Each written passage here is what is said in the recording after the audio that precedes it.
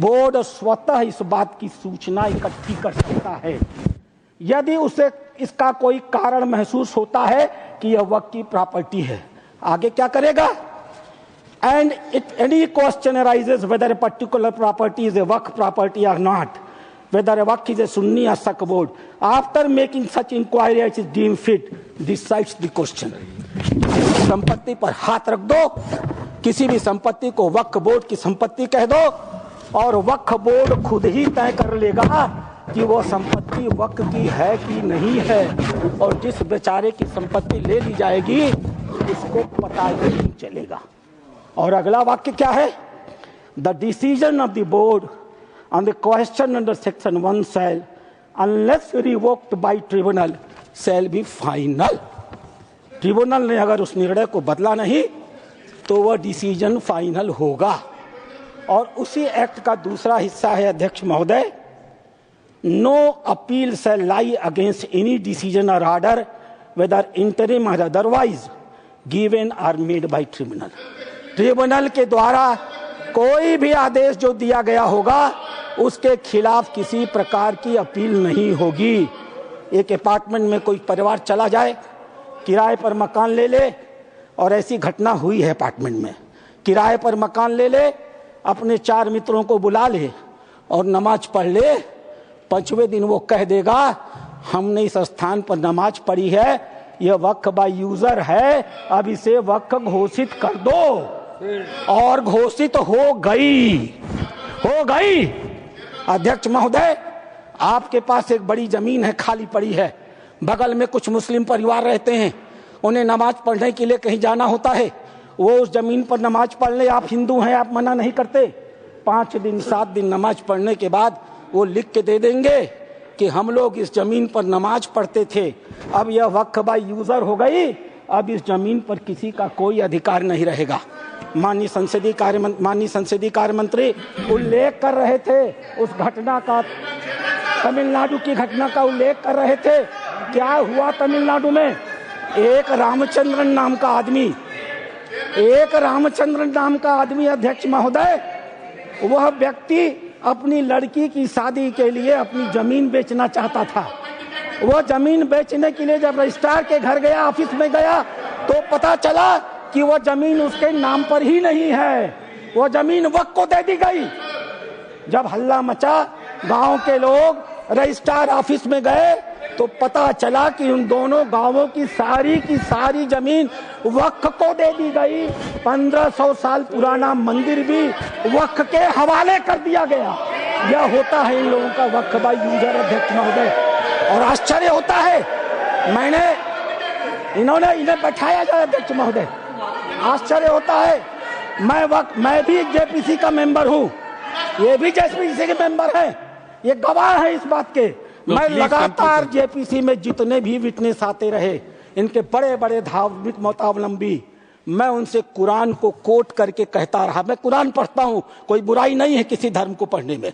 मैंने कुरान को कोट करके कहा कि मौलवी साहब ये तो बताओ कि इस कुरान में या किस हदीस में यह लिखा है कि अगर हमने कोई संपत्ति दान नहीं की तो तुम उसको वक्फ बाय यूजर मालिकाना मान लोगे।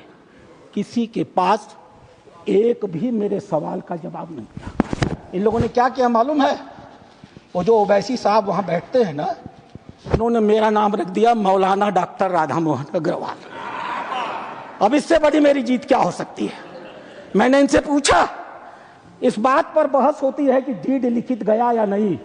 मैंने इनसे कहा, जब हजरत मोहम्मद साहब ने अपने आयतों में लिखा है, 3 आयतें हैं, 4, आप चाहिएगा तो मैं पेश करूंगा। 4 आयतें हैं जहां हजरत मोहम्मद साहब कहते हैं एक भी पैसा अगर किसी को दो तो उसको लिखो, उसका उदाहरण दो, उसका विटनेस बनाओ, ताकि ताकीद रहे कि कल तुम्हारे देने को कोई चुनौती न दे पाए। एक भी पैसा दो तो लिखित दो। और तुम कहते हो कि तुम्हारे पास ये सारी संपत्तियां हैं जिसका कोई लिखित रिकॉर्ड नहीं है, फिर भी वक्फ है। मेरे एक भी सवाल का जवाब, मैं उस कमेटी की बातों को बोलता नहीं, लेकिन चूंकि इन्होंने कमेटी का उल्लेख कर दिया इसलिए मैं इन्हें एक्सपोज कर रहा हूं मेरे एक भी प्रश्न का जवाब ये लोग नहीं दे पाए। खाली मुझे कहते थे कुरान पढ़ते हैं मौलाना है, कुरान पढ़ते हैं मौलाना है। अरे कुरान मैं पढ़ता हूं, तुम तो मुसलमान हो, बचपन से पढ़ते हो ना। मैं पढ़ूं और बताऊं कुरान में क्या लिखा है? मार हो जाएगी मार। ये हिंदू की भलमनसाहत है जो कुरान पढ़ के तुम्हें बताता नहीं है। अध्यक्ष महोदय दूसरी चीज, सरकार इनकी थी, इन्होंने वक्त को अभय दान दे दिया और क्या नारा दिया? जो जमीन सरकारी है वो जमीन हमारी है। सरकारी संपत्तियों पर कब्जा करने का ऐतिहासिक इन्होंने कर्म काहे किया है। उत्तर प्रदेश की 74% वक्त की संपत्तियां सरकारी जमीन पर कब्जा करके बनी है। तेलंगाना में 50% की संपत्तियां सरकारी जमीन पर कब्जा करके बनी है। पूरा अभयदान इनको मिला था अध्यक्ष महोदय, और उसका फल क्या हुआ? 2006 में सच्चर कमेटी की रिपोर्ट आई। सच्चर कमेटी ने कहा 4,50,000 संपत्ति है और 6 लाख एकड़ जमीन है। आज 2024 में 8,72,000 संपत्ति है और 37,94,000 एकड़ जमीन है। 2006 से 2023 6 लाख एकड़ से बढ़ करके 37,94,000 एकड़ जमीन इनकी हो गई। इन्हें बताना तो पड़ेगा सभापति महोदय कि आखिर 31 लाख अतिरिक्त जमीन इन्होंने पाई से कहां से है। इन्हें उसका उदाहरण देना पड़ेगा। अध्यक्ष महोदय, जितना ये कांग्रेस के पहले वक्ता रहे हैं, जितना समय ये बोले हैं, मैं भी उतना ही समय बोलने वाला हूं। यह मेरा अधिकार है सभापति महोदय। मैं एक बात कहना चाहूंगा अध्यक्ष महोदय, इन्होंने चर्चा किया कर्नाटक के हैं ये, मेरे पास कहां सर, प्लीज कंक्लूड सर। अध्यक्ष महोदय, मेरे पास ये रिपोर्ट है। यहां बोलने के पहले मैंने इस रिपोर्ट को ऑथेंटिकेट किया है। माननीय उपराष्ट्रपति महोदय के पास इसको लिख करके भेजा है। ये सांसद महोदय कर्नाटक के हैं, पाकिस्तान जिंदा वाले। एक शब्द भी इन्होंने इस रिपोर्ट के बारे में नहीं बोला। यह रिपोर्ट जेपीसी में प्रस्तुत हुई है और जेपीसी में प्रस्तुत हुई है तो यह ऑफिशियल डॉक्यूमेंट है। यह रिपोर्ट मैं पढ़ूंगा अध्यक्ष महोदय, यह मेरा अधिकार है। मैं आपको बताऊंगा कि कर्नाटक के अंदर किन किन नेताओं ने वक्फ की कितनी कितनी संपत्तियों पर कब्जा कर डाला है। नाम पढ़ता हूं मैं। Kamrul Islam foreign minister, Suryavanshi ex MP,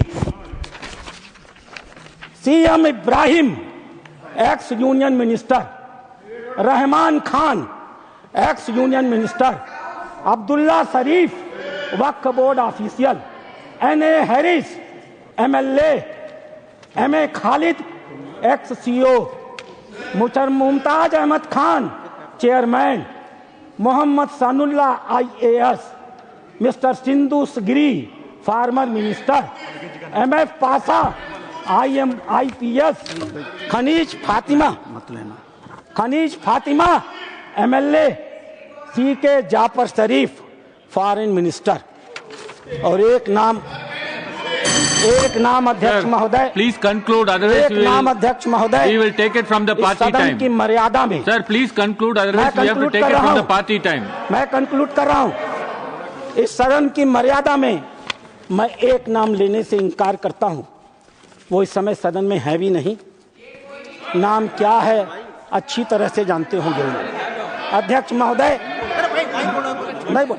अध्यक्ष महोदय, मैं अपनी बातें समाप्त करूंगा। रामधारी सिंह दिनकर की एक कविता के साथ। सीमा पर एक सैनिक मर रहा था। मैं कंक्लूड कर रहा हूं। सीमा पर एक सैनिक मर रहा था। मरते हुए सैनिक से एक कवि ने पूछा, हे वीर बंधुदाई है कौन विपद का, हम दोषी किसको कहें तुम्हारे बद का।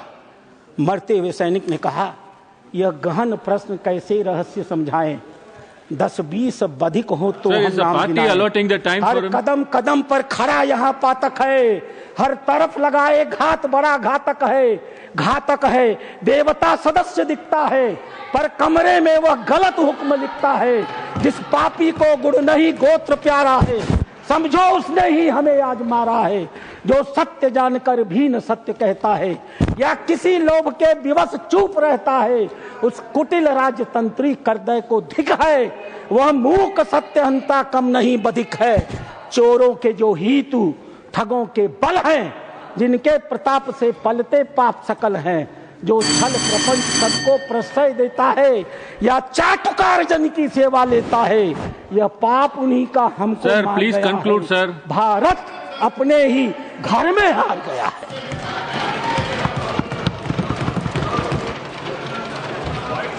I call upon the next speaker, Mohammad Nadimul Haque.